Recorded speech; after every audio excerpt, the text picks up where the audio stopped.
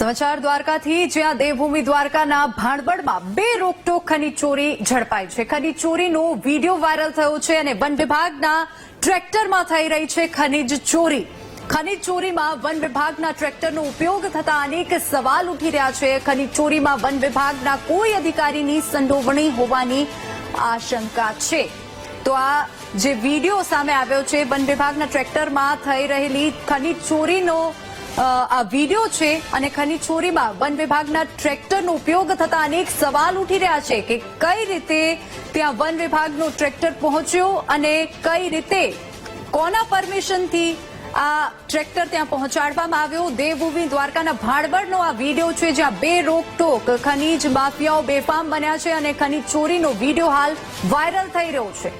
One વિભાગના ટ્રેક્ટરમાં ચોરી થતા અનેક સવાલ ઉઠી રહ્યા છે અને ટ્રેક્ટરમાં આ ચોરીનો વિડીયો પણ હાલ વાયરલ થઈ રહ્યો છે. ખનીજ ચોરીમાં વન વિભાગના કોઈ અધિકારીની સંડોવણી હોવાની આશંકા સેવાઈ રહી છે.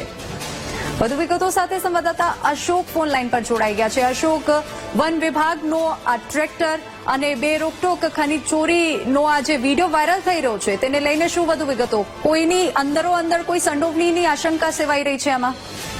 જી, એની વાત કરવામાં આવે તો દેવભૂમિ દ્વારકા જિલ્લાનું જે ભાણવડ પંથક છે, ત્યાં ખાસ કરી અને વન વિભાગ અને જે પહાડી વિસ્તાર છે એ વિસ્તારનો ખનીજ માફિયાઓ લાવો લઈ અને અવારનવાર ખનીજ ચોરી કરી રહ્યા છે, જેના વિડીયો પણ સોશિયલ મીડિયામાં અવારનવાર વાયરલ થઈ રહ્યા છે. ત્યારે આજે જે એક વિડીયો વાયરલ થયો છે, તે વિડીયોમાં ફોરેસ્ટ વિભાગનો ટ્રેક્ટરથી ખનીજ ચોરી કરવામાં આવે છે.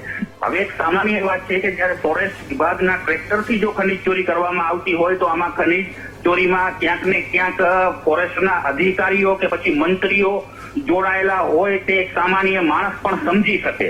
ત્યારે અમારા જે એક સામાજિક કાર્યકર લખનભાઈ નજરે પડ્યું ને કરી ત્યારે ટ્રેક્ટર છોડી,